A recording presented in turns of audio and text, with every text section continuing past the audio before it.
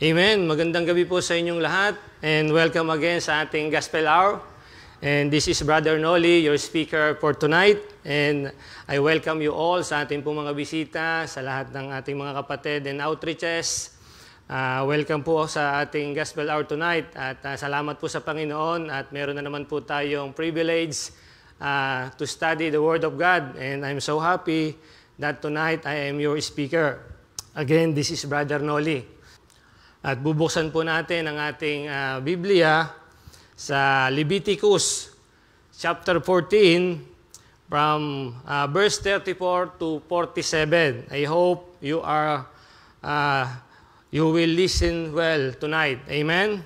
And as we start, we will read verse 34. Amen.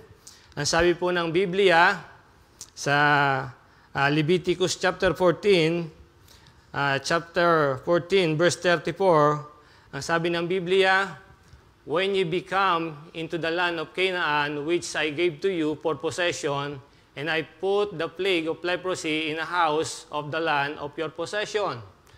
Verse 35, "And he that owneth the house shall come and tell the priest, saying, It seemeth to me there is as it were a plague in the house." And verse 36, Then the priest shall command that they empty the house before the priest go into it to see the plague, that all that is in the house be not made unclean.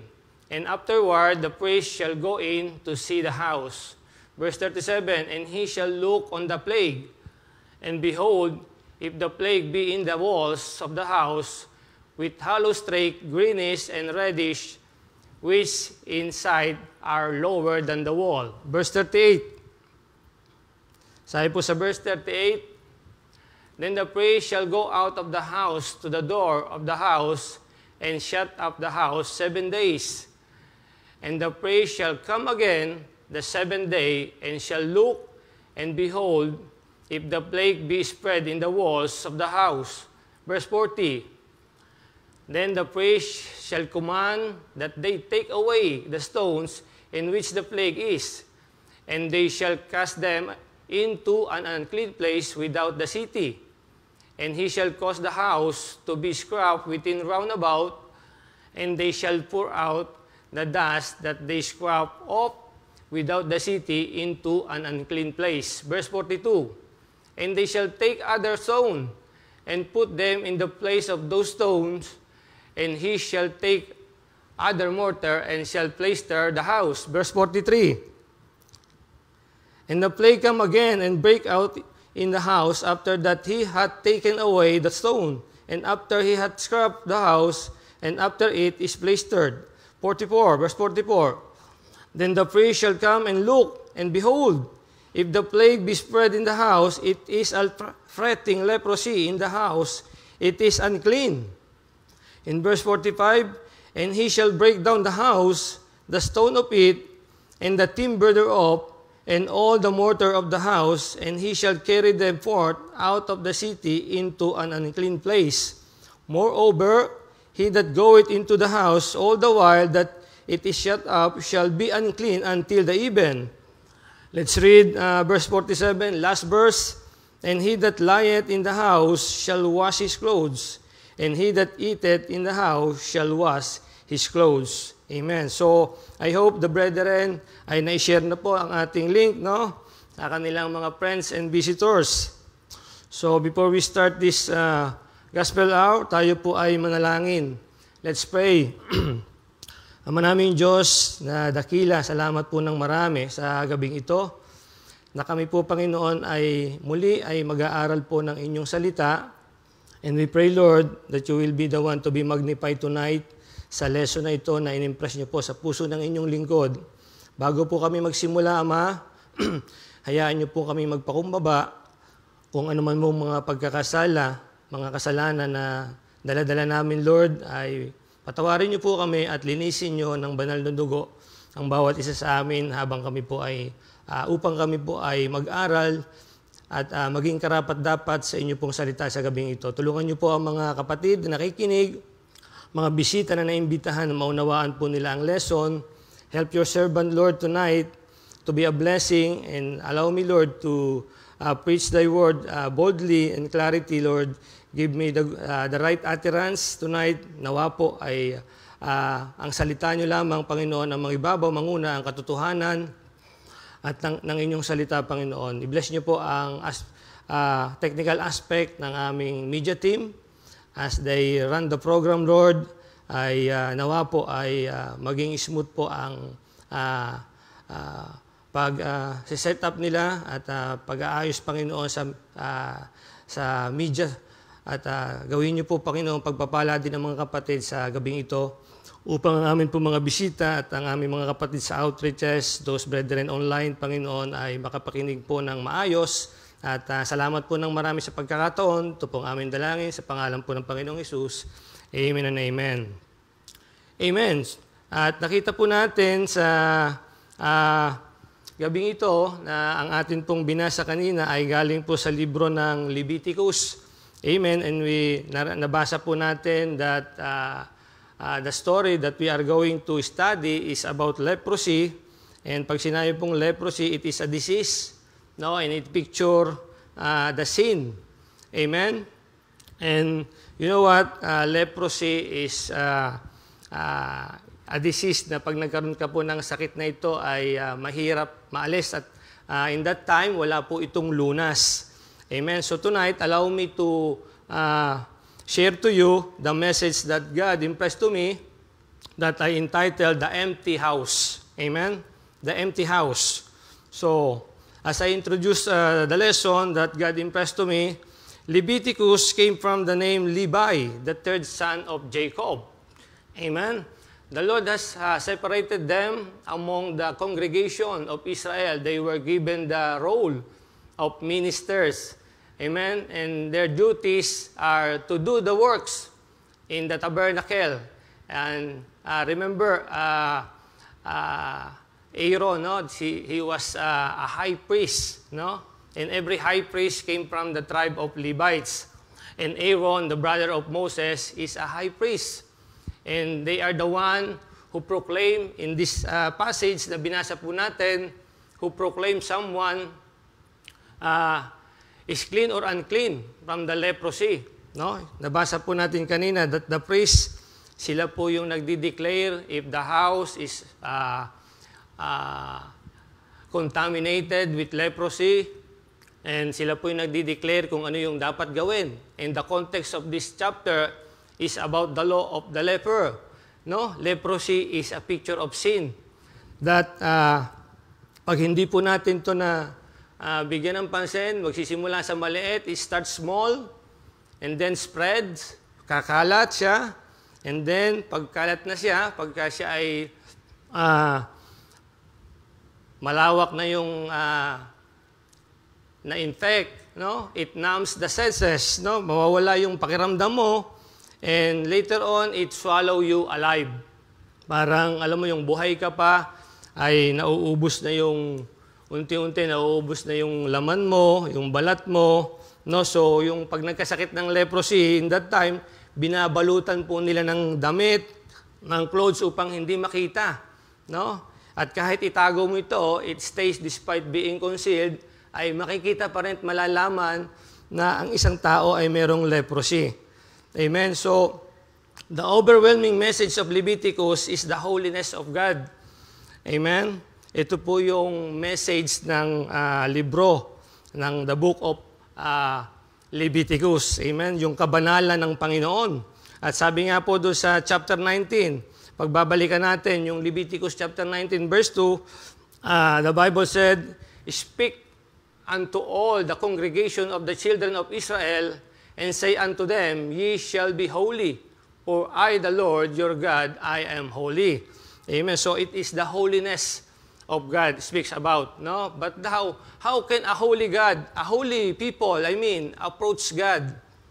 Amen. Nakita po natin dito that those people, they are infected with sin, they are infected with leprosy, and alam niyo po, pag meron tayong kasalanan, we are unholy. But how can unholy people approach God? Paano po tayo makakalapit sa Panginoon, sa banal na Diyos, kung tayo ay may daladalang kasalanan? You know what? The answer is, sin must be dealt with. Kailangan maputol yung kasalanan. And you know what? As our text speaks about the house, kanina, nabasa natin, if the house is infected with leprosy, the priest will declare it to shut up. And you know what? Many homes today are empty because of sin. Nakakalungkot po. Maraming tahanan ngayon ay sira dahil sa kasalanan. No? And tonight, as we go to our first point, what happened to the house before becomes an empty?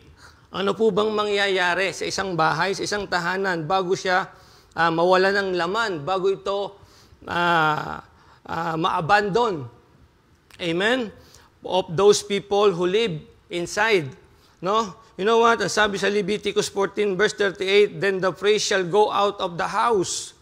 Ang sabi dito, titingnan daw po ng mga priest or ng pare o ng Levitical priest, no, yung bahay, no?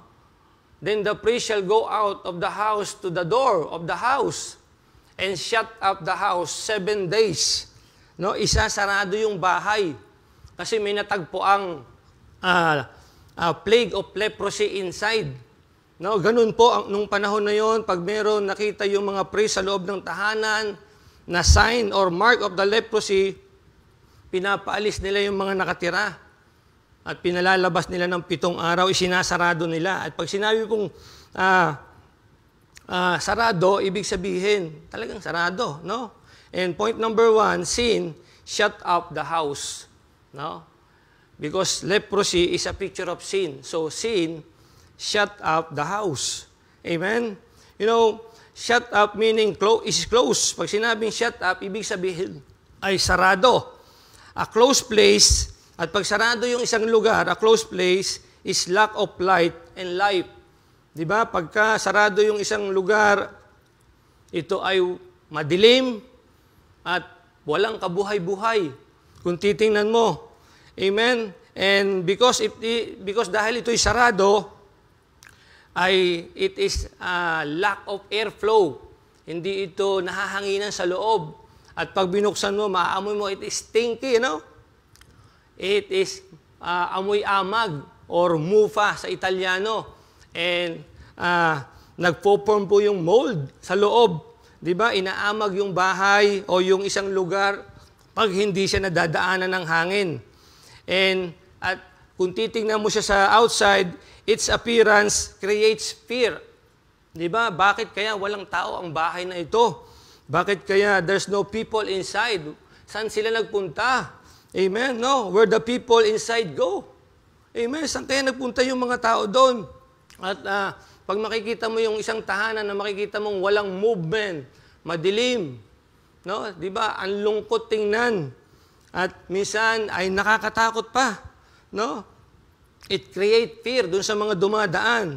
Kaya sabi sa Leviticus verse 37, sa chapter 14, and he shall look on the plague. Sabi dito, and behold, if the plague be in the walls of the house with hollow strakes. Pag sinabing hollow strake, it create depression. No, nakaka-depress yung isang tahanan na walang tao, na walang laman at madilim. No? Sabi dito, trake greenish or reddish. Reddish siya. Which inside are lower than the wall. Nakakababa ng moral. No, pagka yung isang tahanan madilim at walang kabuhay-buhay, then the priest shall go out of the house to the door of the house and shut up the house 7 days. At ang gagawin ng Levitical priest, isasara ito ng 7 araw. Why? Bakit isasara? Because may nakita silang plague of leprosy. And as I said before, pag sinabi pong leprosy, it is a picture of sin. And the priest shall come again the 7th day and shall look and behold, if the plague be spread in the walls of the house, pag nandoon pa, hindi pa rin to bubuksan, mananatili siyang nakasara. The priest found something that is not acceptable. Di ba? Hindi naman katanggap-tanggap yung mga ganong itsura, no? Yung ganung appearance pag nakita natin, no? What he found is the plague, a mark of leprosy, which is nega in Hebrew word. That means disease, no? Pag sinabing plague, it is a nega, no? In Hebrew word. And disease is a negative things. A negative word that means a disorder. Amen? Merong disorderliness sa loob or incorrect functioning. Amen? Pag sinabing disease, it is a negative word that means a disorder and incorrect functioning organ once inside it will causes or create a destructive result. Nakakalungkot pag napasok po yung tahanan natin ng isang bagay na negatibo, it will create disorderliness, incorrecting, and ang dulo nito sometimes or most of the time is distraction. And incorrect things, you know what, create disorder and depression inside the house. Pag meron pong mali sa loob ng tahanan, mga kapatid, mga mahal kong bisita, mga minamahal, ay napupuno ng depression or nakakalungkot doon sa loob ng tahanan. No? You know what? Pag yung mga maling bagay ay nanatili sa loob ng tahanan, kapatid, hindi po maayos ang samahan ng mga tao sa loob ng tahanan. It create disorderliness. No? Sometimes away, gulo, no? Pagtatalo ang laman ng bahay, ang maririnig mo sa loob ng tahanan. Ang sabi sa verse 32, this is the law of him in whom is the plague of leprosy. Nabasa natin kanina, this passage is about the law of leprosy. No, whose hand is not able to get that which is pertained to his cleansing. Alam niyo, pag napasok tayo ng kasalanan sa loob ng bahay, no, nagiging malungkot, no, nagkakaproblema sa loob ng tahanan, no, and leprosy represent the sin of humanity o kasalanan ng lahat. That is the picture of leprosy, that even the smallest of it will put every homes in jeopardy. Kahit maliit pa lang nito, alam niyo po, pag napasok nito ang tahanan, isang masayang tahanan, no, it will put every home in jeopardy. No, ilalagay sa alanganin pag napasok ng isang kasalanan ang isang masaya at maayos na pagsasamahan ng mga nakatira dito. You know what? What are those sins that reign in many houses today? Ano ba yung mga kasalanan na ngayon ay most of the time ay nasa loob ng tahanan? Amen? Hindi natin nakikita, pero most of the time, mga kapatid ko, ito yung nagiging major problem ng mga pamilya.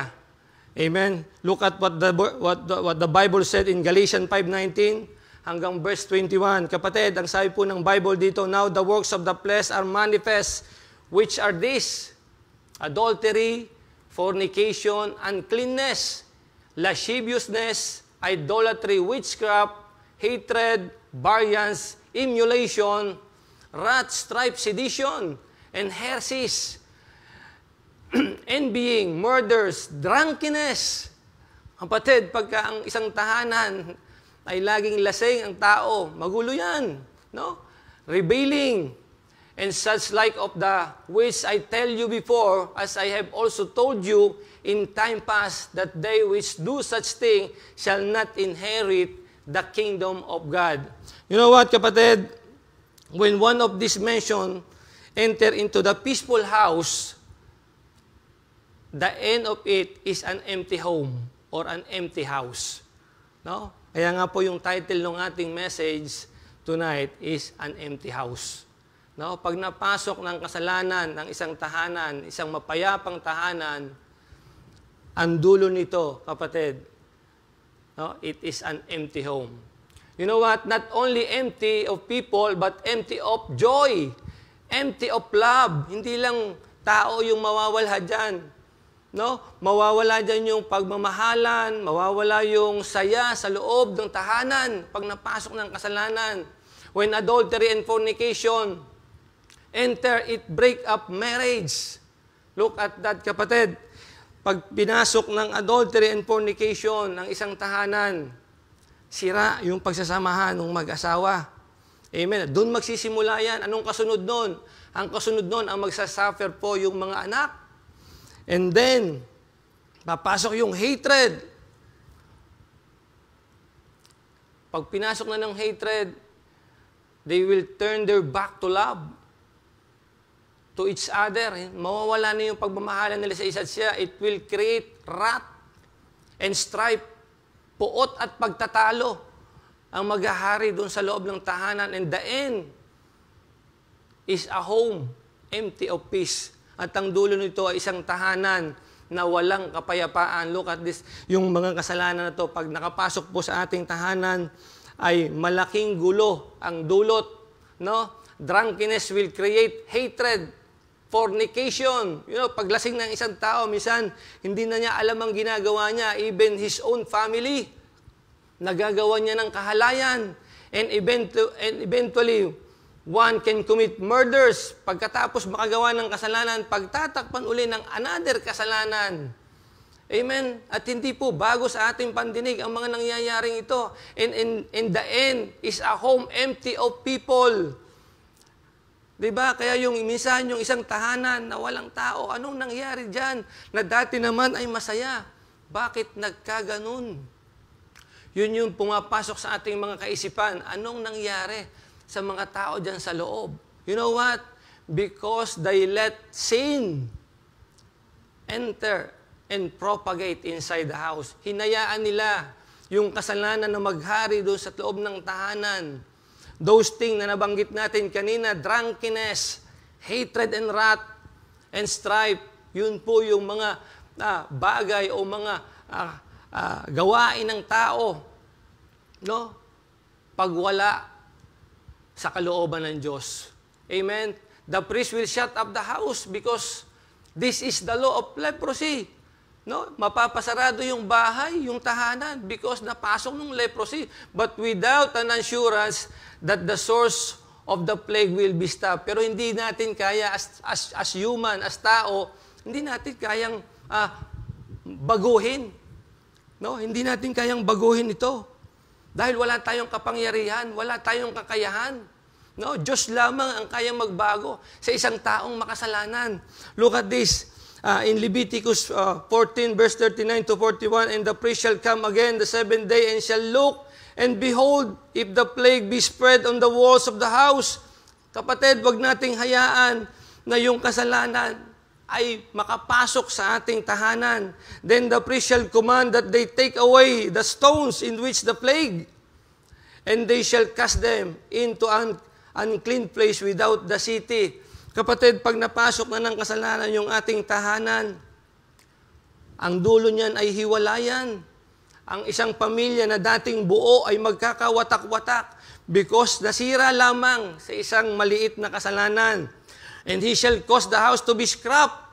No, tatalupan ka ng buhay with round about, and they shall pour out the dust they scrap of without the city into an unclean place. Mapait ang dulo nito. Kapatid, ang kasalanan ay uubusin lahat ang laman ng isang tahanan at wala tayong kapangyarihan na baguhin ito. Minsan gusto na nating magbago dahil pagod na tayo pero hindi natin magawa. Dito lamang natin mapapatunayan na tayo bilang tao, wala tayong kakayanan na baguhin ang ating sarili. Sa biyaya lamang ng Diyos. Minsan gusto na nating magbago dahil pagod na tayo pero hindi natin magawa.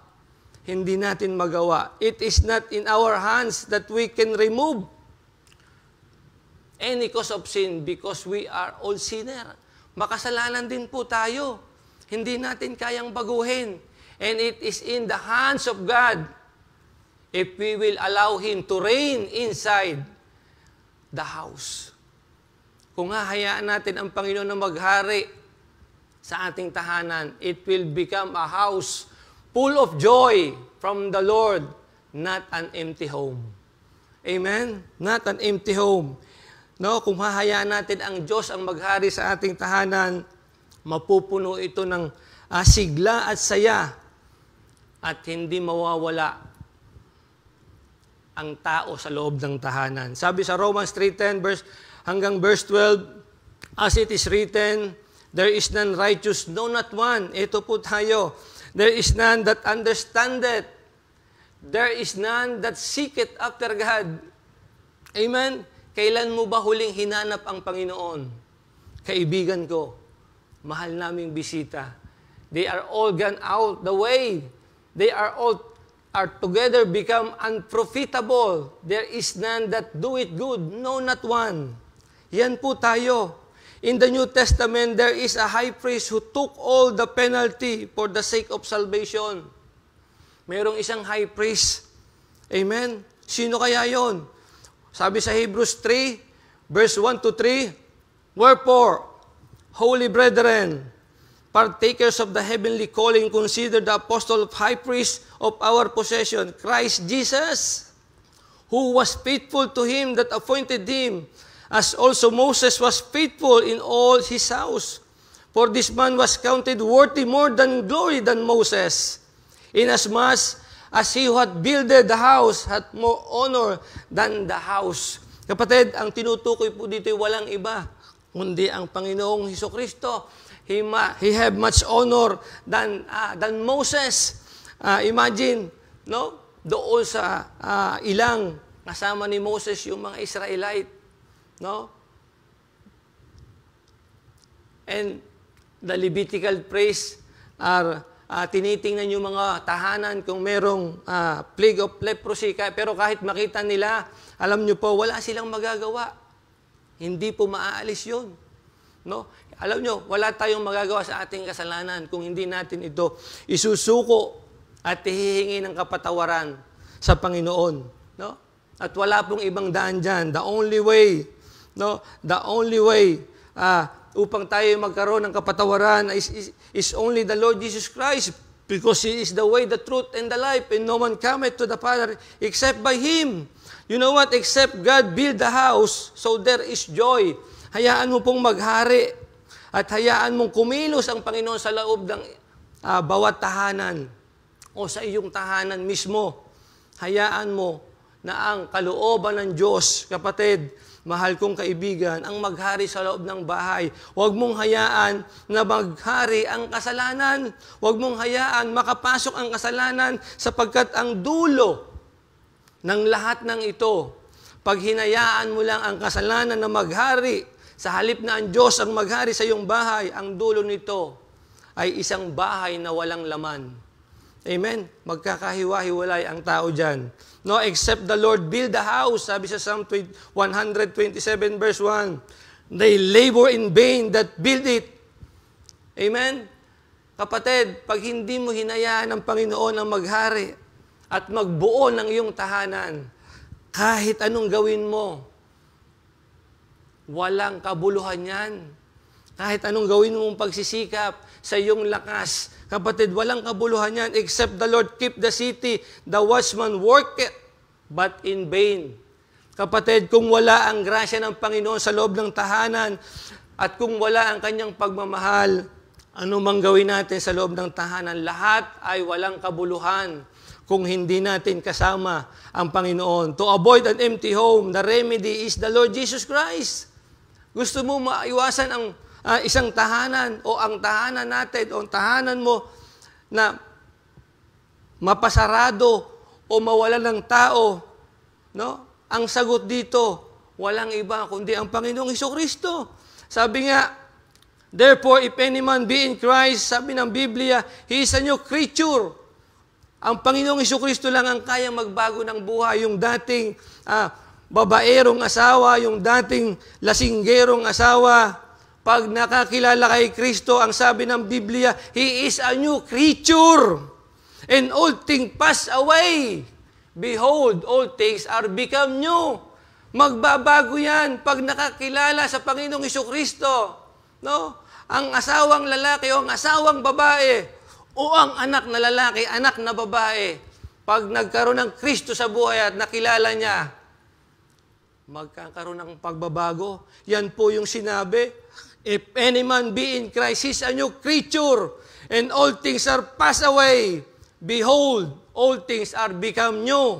Hindi po ako nagsabi nito. Ang nagsabi nito ay ang salita ng Diyos, and we cannot change our life. But the good news is, Jesus can do it. Hindi natin kayang baguhin ang ating buhay, pero kaya ng Panginoong Hesukristo. Amen? So, again, what happened to the house before becomes empty? Number 1, sin shut up the house. And number 2, sin scrap the house. Amen? Sin scrap the house. Ano ba yung pag sinabing scrap, kakayudin, tatalupan, yun. No? Ang sakit nun, kapatid. No? Pag ikaw ang tinalupan ng buhay, dahil sa kasalanan. You know what? Sabi ng Leviticus 14, verse 41, and he shall cause the house to be scrapped within round about, paikot. And they shall pour out the dust that they scrap up without the city into an unclean place. At hindi ka lang tatalupan ng buhay, itatapon pa sa malayong lugar kung saan walang katahimikan at isang lugar na nakakapandiri, because ang sabi po rito, into an unclean place, sa isang maduming lugar. At pag sinabing scrap means an embarrassing or distressing situation. Yan ang ibig sabihin ng scrap. Nakaka-depress, nakaka-distress na sitwasyon. Nakakahiya. Amen? Scrap is also to cut you away from the place. Tatanggalin ka sa lugar na yan. Amen? Wala sa ating gustong malayo sa ating tahanan.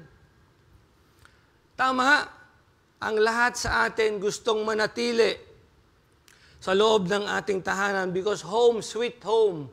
Walang ibang pinakamasarap puntahan kundi ang tahanan natin.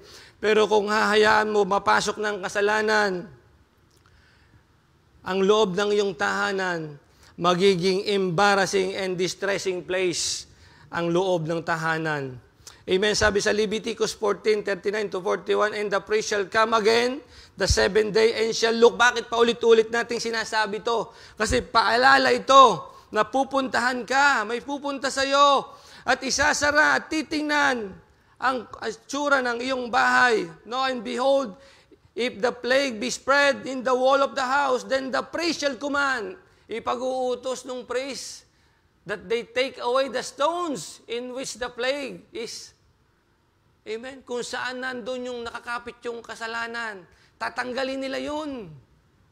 Tatalupan, and they shall cast them into an unclean place without the city. Kapatid, ilalayo tayo dyan sa ating tahanan.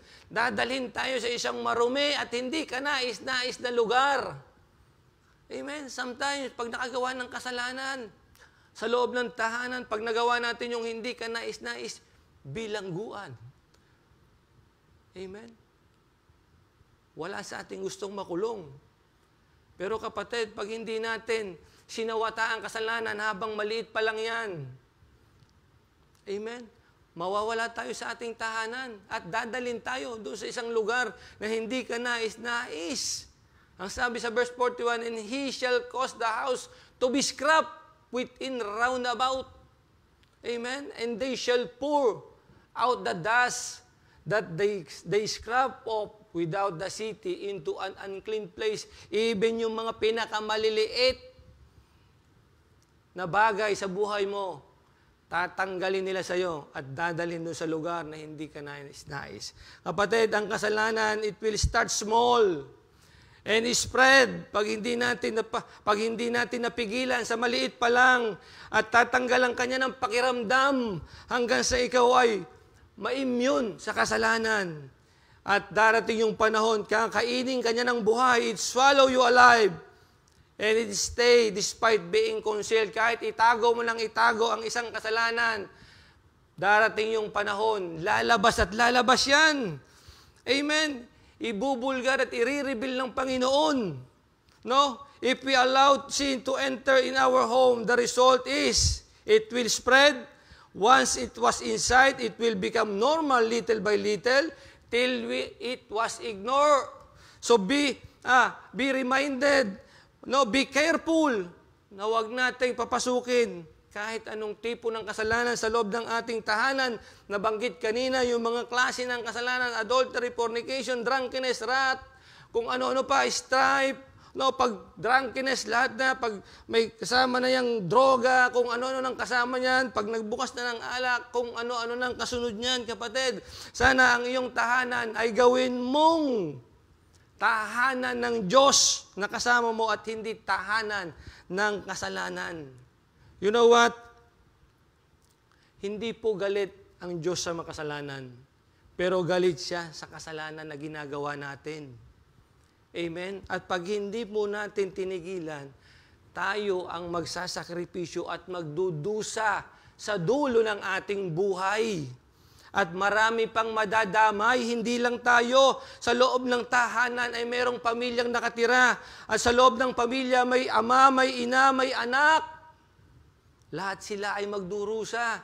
Gusto mo bang makita ang iyong asawa at ang iyong anak na nahihirapan dahil sa kasalanan na iyong ginagawa na ating pinagtatampisawan? Amen? Ano man pong kasalanan, kapatid, mahal naming bisita, na meron tayo. Alam natin yan sa ating sarili, hindi na natin kailangang isa-isahin. Pero sa iyong isipan, alam mo at alam mo kung ano yung ginagawa mo na hindi kalooban ng Diyos. Do not have pity on your house because some part of it, huwag kang mahabag sa isang bagay, no? Na ang dulo nito, madadama yung marami. Amen? Maliit pa lang, gibain mo na yan. Amen? Huwag tayong maawa sa may sirang parte ng tahanan. Maliit pa lang ang damage, gibain mo na ang parte na may problema. Kung ano man yung problemang yon. Amen. Ngayon pa, tigilan na natin. Amen. At ipagkatiwala natin sa Panginoon. Amen. Huwag po tayong manghinawad at mawala ng pag-asa. Lumapit tayo sa Diyos. At ihingi natin ang tawad. At tigilan natin anuman yung mali na ginagawa natin. Sabi sa verse 37, and it shall look on the plague, and behold, if the plague be in the walls of the house with hollow strakes, depression, ang ibig sabihin nun, greenish or reddish, which is sight are lower than the wall. Amen. Ibabagsak ka ng kasalanan. Then the priest shall go out of the house to the door of the house and shut up the house 7 days. And the priest shall come again the 7th day and shall look, and behold, if the plague spread of the walls of the house. Ang sabi dito sa verse 40, then the priest shall command that they take away the stones. Yung dahilan ng kasalanan at yung gumagawa ng kasalanan, tatanggalin nila sa loob ng tahanan, in which the cause of the house be scrapped within round about, and they shall pour out the dust that they scrap without the city into the unclean place. Kapatid, minsan, alam nyo po, meron tayong ginagawa na hindi natin maalis-alis sa atin. You know what? Kung ako po sa inyo, anuman yung kasalanan para maiwasan na maubusan ng tao ang isang tahanan, kapatid, tigilan na po natin yan. Alam nyo, pag ang isang parte ng ating katawan ay nagkasala, mas mabuti pa at mas manaisin ko pa na wala akong kamay kung ito'y magiging dahilan ng aking kasalanan. Amen? Mas gugustuhin ko pa na ako ay bulag kung ang mata ko ang sanhi ng aking pagpunta sa impyerno. Amen? Dito lang tayo bulag at puto lang kamay. Pero pagdating natin sa langit, buo po tayo. Amen? Kaysa sa impyerno, buo ka nga, pupunta ka naman sa impyerno. Huhubaran at tatalupan tayo ng kasalanan hanggat wala nang matira sa atin. Amen? Uubusin tayo nito. It will scrap you alive. No? Being naked is a shameful. Pag natalupan ko na, ikaw ay mahuhubaran. Being shameful, being naked is a shameful thing that can happen to someone. Nakakahiya. Alam niyo po yun? Pag nahubaran ka dahil sa kasalanan, nakakahiya. Shame and fear at the result of any sin we commit against God. Amen? Naalala ko tuloy, sabi ng Genesis 3:10, and he said, I heard thy voice in the garden, and I was afraid. Look at that, pag ang isang tao nakagawa ng kasalanan, siya ay takot because I was naked. No? And I hid myself. Alam niyo po, pag may kasalanan ng isang tao, tago ng tago. Hindi makaharap. Hindi niya maiharap yung kanyang sarili. Pero pag wala kang ginagawa, di ba? Hindi ka nahihiyang humarap sa madla. Amen? And the consequences are terrifying. Alam niyo po, nakakatakot ang consequence ng kasalanan. Mind you, beloved, it will affect the household. Ang maapektuhan niyan ay ang mga nakatira sa tahanan. And who is in the household? Tanong ko po sa inyo, who is in the household? Your family and my family. Pag hindi natin nasawata ang kasalanan sa una, masisira ang ating pamilya. At anong mangyayari sa isang tahanan? Magiging empty house. It will become an empty house. Amen? Gusto ba natin yon? Walang may gusto. If not dealt with true faith and repentance, it brings eternal death. Kapatid, pag hindi natin nasawata ang kasalanan, magdudulot ito ng walang hanggang kamatayan.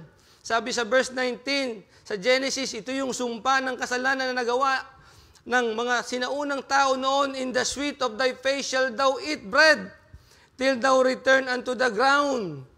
For out of it was taken, for the dust thou art, and unto the dust shall thou return.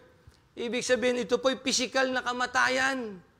Amen? At hindi lang physical na kamatayan ang ating mararanasan kapag tayo'y nagpatuloy sa kasalanan. We sin because we inherited this nature. Wala tayong magagawa dito dahil tayo'y for all have sinned. Ang sabi ng Biblia, we have inherited this nature from the first human who ever lived and passed it through everyone. Kaya tayo pong lahat ay makasalanan. Kahit hindi tayo turuan, kahit yung bata hindi turuan gumawa ng kasalanan, nagkakamali. Because it is our nature. Amen? And you know what? Nasabi dito, we sin because we inherited. And you know what? And there is a mass. There is a mass that every man put their trust in God through faith on the Lord Jesus Christ and accept Him as their Savior and Lord. Ito po yung ang solusyon. This is the remedy. The Lord Jesus Christ, sabi sa Romans 5:12, wherefore as by one man sin entered into the world, and death by sin, and so death passed upon all men, for that all have sinned. Because of sin, we are all in danger, and if it will not dealt first, many home will become empty. Pag hindi po nasawata, maraming tahanang mawawalan ng laman. And every man is a bondage of this law of sin and death. Tayo po'y alipin ng kasalanan. Amen? Sabi ng Biblia sa Romans 8:2, for the law of the Spirit of life is Christ Jesus, hath made me free from the law of sin and death. Sino raw ang makakapagpalaya sa atin? No? Sa law of sin and death, the only one is the Lord Jesus Christ. For the law of the Spirit of life in Christ Jesus had made me free. Siya lang po ang makakapagpalaya sa atin. Amen? God intervention bring us back. Minsan, yung binabalikan na ng Panginoon pero hindi natin maiwan-iwan. No, traumatic tayo. Hindi natin maiwan yung kasalanan. No, pero tandaan po natin, para doon sa kasalanan na yan, ibinigay niya yung kanyang bugtong na anak. Wala pong iba kundi ang Panginoong Hesukristo. Amen? Minsan, puro sakit na nararamdaman natin, pero ayaw pa nating iwanan yung kasalanan na yon. Remember, the coat of skin that God made for Adam and Eve, an innocent lamb died for it. May nagsakripisyo. No. May nagsakripisyo. That is the foreshadowing of Christ's sacrifice. Ipinakita na noon pa na mayroong magsasakripisyo. Wala pong iba yon, kundi ang Panginoong Hesukristo. Ibinigay niya ang kanyang buong buhay doon sa krus ng Kalbaryo upang bayaran ang kasalanan ng sanlibutan. Kasama po tayo doon, ikaw at ako. Amen. Sabi sa 2 Corinthians 5:21, "For He hath made Him to be sin for us." Kinuha niya yung kasalanan natin. Who knew no sin, na wala naman siyang kasalanan. Pero siya nagsakripisyo at nagbayad ng lahat ng ito dahil sa kanyang pagmamahal sa atin, that we might made the righteousness of God in Him, upang maging matuwid po tayo sa harap ng Diyos Ama. It pictures the death of the Lord Jesus Christ for our sin. Sabi sa Isaiah 53, verse 5, "But He was wounded for our transgression. He was bruised for our iniquities. The chastisement of our peace was upon Him." Na dapat sana tayo ang pinarusahan, pero kinuha at inako niyang lahat. And with His stripe, we are healed. Dahil sa kanyang sakripisyo, tayo po'y nagtamo at gumaling. Amen? Pero kailangan po nating mag-acknowledge sa kanyang ginawa sa krus ng Kalbaryo. It is not enough na alam natin na namatay si Kristo sa krus ng Kalbaryo. We need to acknowledge His death. Kailangan natin siyang tanggapin bilang Diyos at ikapagligtas ng ating kaluluwa. Amen? What happened to the house before become empty? Number 1, sin shut up the house. Number 2, sin scrap the house.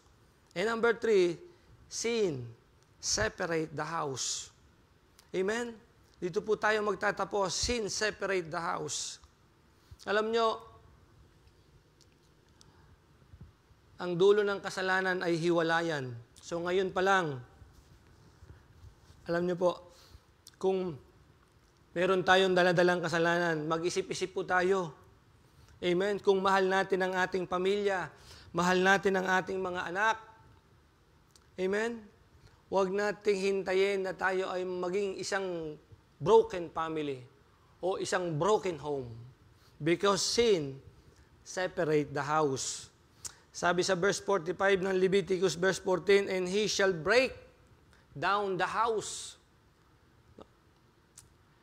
Then the stones of it, and the timber thereof, and all the mortar of the house. And he shall carry them forth out of the city into an unclean place." Kapatid, sabi dito, he shall break down the house. Amen? Imagine, kung tahanan natin ito.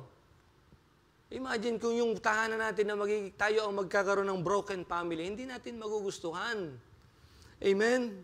So sabi dito, stones and timber are the main components in building a house, and both are essential. Stones are used as foundation so that it will stand still and not to collapse. Timber is used to be the structure of it and unite the walls. Kailangan ng mga materyales. No? Stone is represented the father because of its durable and strong characteristic. And timber is the mother because of its capacity to unite and appease the house of member. You know, pag yung mga kahoy, di ba, dyan, dinidikit yung mga dingding, siya yung nag-unite. Amen? Alam nyo, ito ay isang karakteristik ng isang ina. No? Ina ng awa. Amen? Pero huwag kang maawa kung kasalanan ang ginagawa.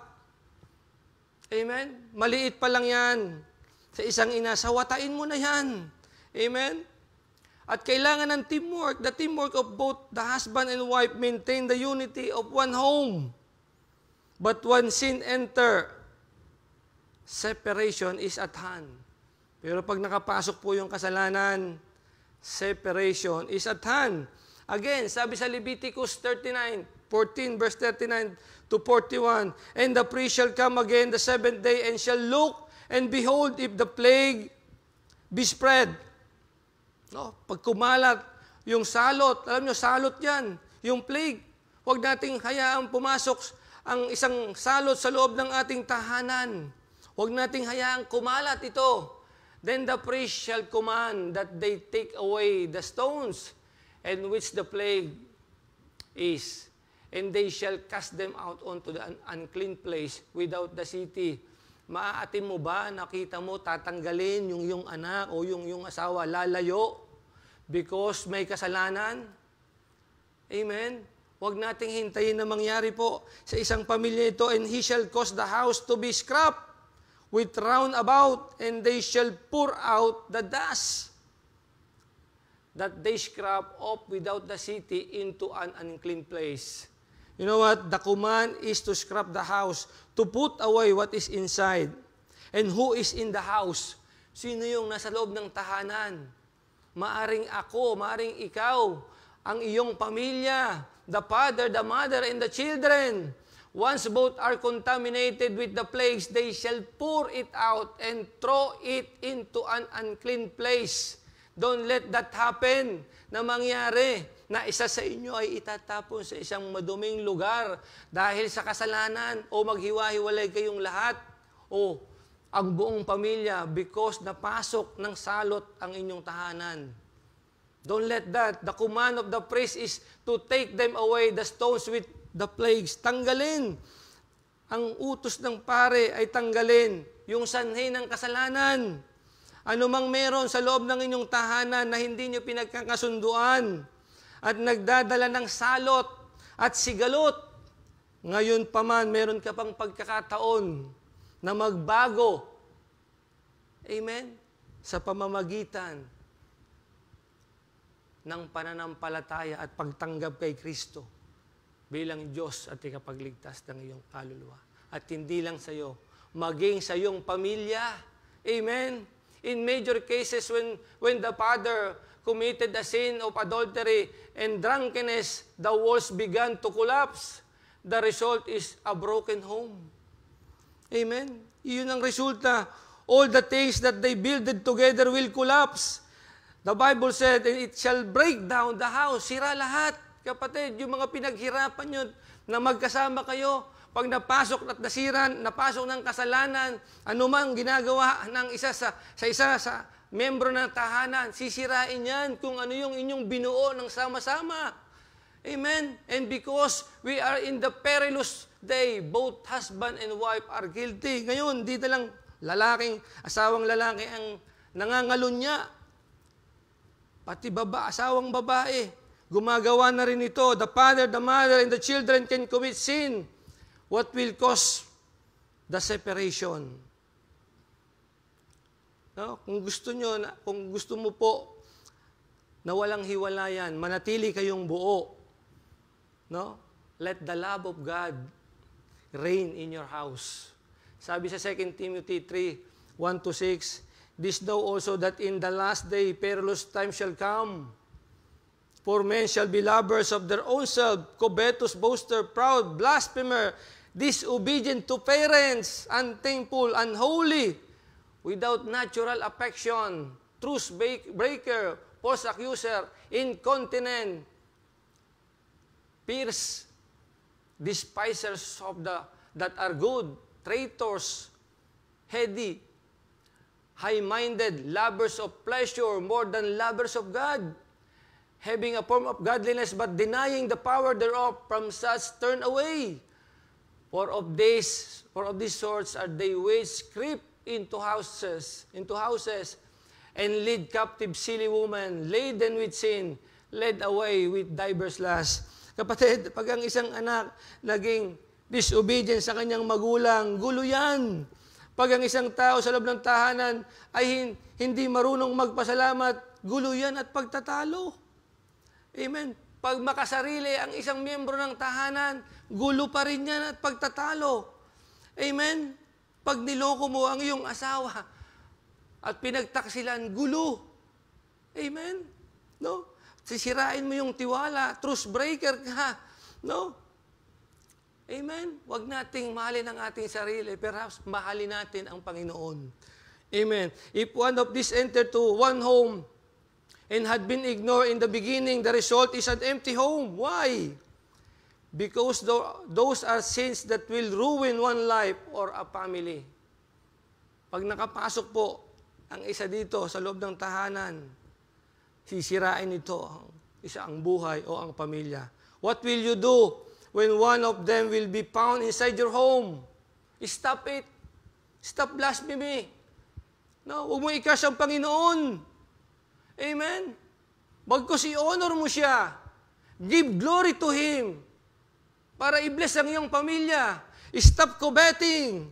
Huwag kang maging sakim. Stop boasting. Huwag tayong maging mapagmataas sa Diyos. Rather, be thankful. Magpasalamat tayo. And don't despise the good, but rather love it. Kung ano yung meron ka ngayon, mahalin mo yan. Galing yan sa Diyos. Don't love yourself, but rather love God. Don't pretend to be holy, but rather be a true holy man. Huwag tayong magpanggap na banal-banalan. How can an ungodly people approach the Holy God? Paano tayo makakalapit sa Panginoon kung tayo ay may kasalanan? No? You know what? Sin separate not only the house, but separate us from the Holy God. Amen? Wala pong screen. Wala pong screen. Amen? No? Sabi sa Romans 6:23, for the wages of sin is death, but the gift of God is eternal life through Jesus Christ our Lord. Amen? You know what? Sin separate not only the house. No? Hindi lamang po. Ilalayo pa niya tayo sa Panginoon. Hindi lang sa Panginoon, kundi sa mga mahal natin sa buhay. You want your home intact and joyful? You want your home intact and joyful? The answer is Jesus Christ. Gusto mo buo ang pamilya mo? The answer is Jesus Christ. Thank you. So, salamat po sa ating mga bisita. Meron po tayong one first-time visitors, si Monsur o Ma'am or Sir Monsur Sunga from Pampanga. Amen. Thank you po for tuning in. And meron po tayong tatlong returnee. And they are Ma'am Jenny Iko and Ma'am Marnelli Lapitan and si Sir AJ Solis. Amen. Praise God po sa inyong buhay. Thank you po for tuning in. And salamat po sa ating first-time visitor, si Monsur Sunga. And I hope matapos nyo po. Amen. And as we continue, you want your home to be intact and joyful?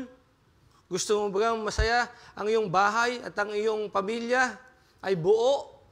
The answer is Jesus Christ. Amen. The answer is the Lord Jesus Christ. Sabi sa Ephesians 2:16, in that He might reconcile both unto God. No? He will be the one to reconcile us because He is the way and the truth, and no man cometh to the Father except by Him. He will reconcile both unto God in one body by the cross, having slain the enmity thereby. In Colossians 1:20, and having made peace through the blood of His cross, by Him to reconcile all things unto Himself. By Him, I say, whether they be things in earth or things in heaven. Kapatid, nasan ba tayo? We are on the earth. And Jesus Christ is in heaven. You know what? Ang sabi rito, He can really reconcile the things in earth and the things in heaven. Kapatid, may pag-asa. The answer and the solution is the Lord Jesus Christ. Amen? Sabi sa 1 Timothy 2:5, for there is one God and one mediator between God and man, the man Christ Jesus. Look at this. But there is a condition. Kapatid, may kondisyon. Pero simple lang ang kondisyon nito. But there is a condition to repent and to receive the Lord Jesus Christ as your Lord and Savior. Ang sabi dito, testifying both to the Jews and also to the Greek, repentance toward God and faith unto the Lord Jesus Christ. Kailangan po natin magsisi ng ating kasalanan. Ano man yung kasalanan na yan, na ngayon dala-dala pa natin, kahit anong bigat niyan, kahit anong tindi niyan, pag inilapit mo sa Panginoon yan, kayang-kayang patawarin yan. So don't worry, anumang sama ng tao. God is gracious because He is the way, the truth, and the life. And no man cometh to the Father except by Him. If we confess our sin, He is faithful and just to forgive us and cleanse us. Amen? Siya po ay matapat. No? In Romans 10:9 and 10, if thou shalt confess with thy mouth the Lord Jesus Christ, and shalt believe in thine heart that God hath raised Him from the dead, thou shalt be saved. May kondisyon, kailangan natin ikumpisal. Amen? For with the heart man believeth unto righteousness, and with the mouth confession is made unto salvation. Kailangan natin bigkasin at sambitin ang pangalan ng Panginoong Jesucristo, humingi ng tawad at tanggapin ang kanyang ginawa. Manampalataya tayo na siya'y napako sa krus ng Kalbaryo, namatay at muling nabuhay para sa ating kasalanan. For you and me. Amen? So tonight, kapatid, mahal naming bisita, if you want to accept the Lord Jesus Christ as your Lord and Savior, if you want to maintain a joyful family and intact, kapatid, the key is the Lord Jesus Christ. Ang susi ay ang Panginoong Jesucristo. Let the love of Christ reign in your heart and in your house, not the sin that we are doing. Amen? Because of that sin, sin can shut up the house. Sin can scrap the house. And sin can separate the house. Amen? So, if you're a visitor tonight, I hope that you'll understand that every one of us need the Lord Jesus Christ. At kung wala ka pang Kristo sa buhay, this is the right time to receive the Lord Jesus Christ as your Lord and Savior. Kung gusto mo pong tanggapin ang Panginoong Jesucristo bilang Diyos at tagapagligtas, samahan mo po ako dito sa panalangin na ito. Sundan mo po. I will guide you. And you need to pray sincerely from the heart. Amen? Let's pray. Panginoon, salamat mo ng marami sa gabing ito. I understand. Marami po akong pinagdadaanan sa loob ng aming tahanan. Ang dahilan po pala ng lahat ng ito ay kasalanan. Lord, kung ano man pong mga kasalanan na aking nagagawa, nagiging dahilan, Lord, ng kaguluhan sa loob ng aking bahay. Nabibigyan ko ng suffering ang aking pamilya because of that sin. Lord, ako po'y nagpapakumbaba. Sa gabing ito po, Lord, sinabi niyo po na kahit anong bigat ng kasalanan, kaya niyong patawarin. Lord, nilalapit ko po ang lahat kong pagkakasala at pagkakamali. Alam niyo po ito, Lord, kung anong klaseng kasalanan ang aking ginagawa. Sa gabing ito, Lord, inihihingi ko po ito ng tawad. Inihihingi ko po ito ng paglilinis. At inaamin ko po, Lord, na ako'y makasalanan. Hindi ko po kayang iligtas ang aking sarili, but I heard tonight, Lord, you are the only way, the truth, and the life. At wala pong makakapunta sa langit, kundi sa pamamagitan mo lamang. I heard also, Lord, except you build the house, Lord, lahat ng ginagawa namin is in vain. Lord, reign in our house, reign in our home, in every heart that is inside of my house. Lord, patawarin mo kaming lahat sa aming mga pagkakasala. Sa gabing ito, Lord, I acknowledge that I am a sinner. And I will perish, Lord, kung hindi po kita tatanggapin. Kaya sa gabing ito, Lord, tinatanggap po kita bilang Diyos at ikapagligtas ng aking kaluluwa. Ikaw na po ang maghari sa aking buhay. Ikaw na po ang manguna sa aking pamilya. Lord, save my household. Huwag niyo pong hayaang masira ang aking tahanan dahil sa kasalanan. Salamat po, Lord, because meron kang pangako. Sabi mo po, ang kabayaran ng kasalanan ay kamatayan. But your gift is eternal life. Salamat po sa buhay na walang hanggan na ito, na iyong pangako. Sa gabing ito, Lord, ikaw na po ang manguna sa aking buhay. Salamat po ng marami. Ito po ang aking dalangin sa pangalan ng Panginoong Jesus. Amen and amen. Amen. Mahal kong kaibigan, mahal kong kapatid, mahal naming bisita. If you followed that prayer, amen, I hope you understand. Sabi ng Bible, but as many as received Him, to them gave He power to become the sons of God, even to them that believe on His name. If you truly repent of your sin, binigyan ka po niya ng kapangyarihan na maging anak niya. If you are a visitors tonight,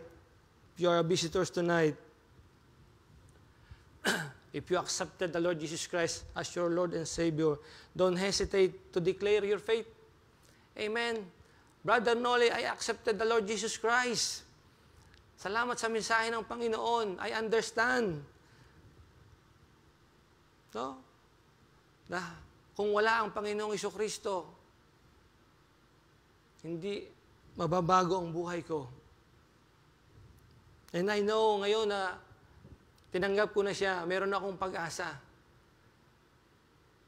Meron akong pag-asa ng pagbabago because the Lord Jesus Christ promised it before the worlds began. Amen? Ipinangako na yan, even eternal life, yung buhay na walang hanggan sa lahat ng magsisisi at mananampalataya sa Kanya. Amen? Binigyan niya ng kapangyarihan. If you are a visitors tonight, huwag mo nating ikahiya. Let us declare our faith. Brother Noli, I accepted the Lord Jesus Christ as my Lord and Savior. Amen. I accepted Him. Tinanggap ko siya. Amen. I-comment mo po dyan. And as we conclude, habang iniintay po natin yung ating mga profession of faith, let's go to our conclusion. Our conclusion said, a home should be a place of joy.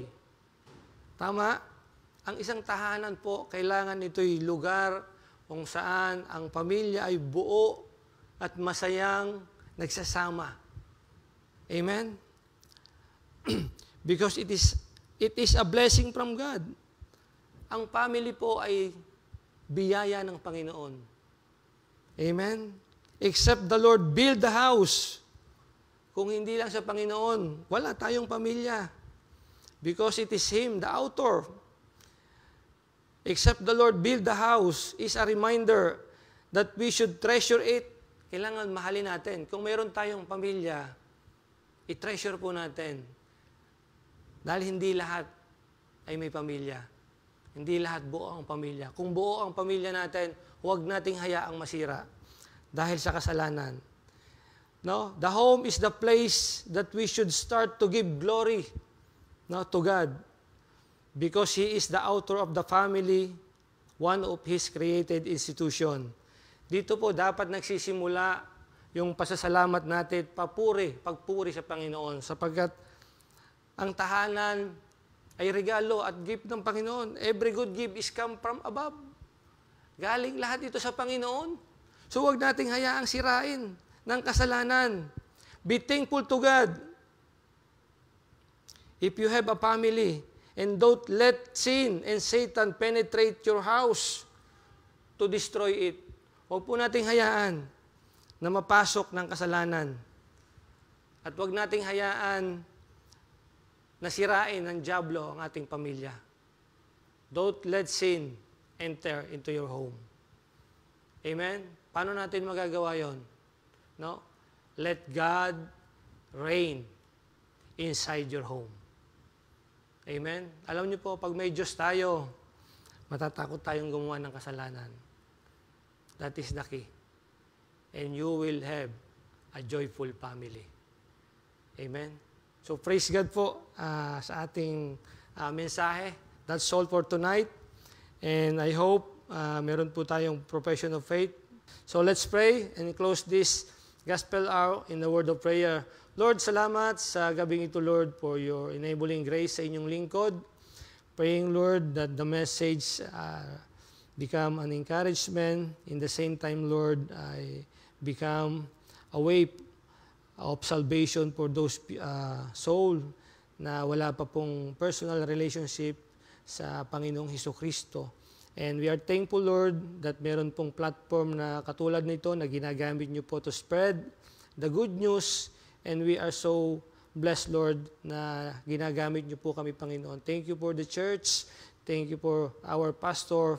Thank you for your enabling grace na meron po lagi at sinusuplayan niyo po kami, Panginoon, lagi ng inyong pong grasya at biyaya. Salamat ng marami sa media team. Kasama ko po ngayon. At thank you, Lord. Ingatan niyo po kami sa aming pag-uwi. Ito po ang aming dalangin sa pangalan ng Panginoong Hesukristo.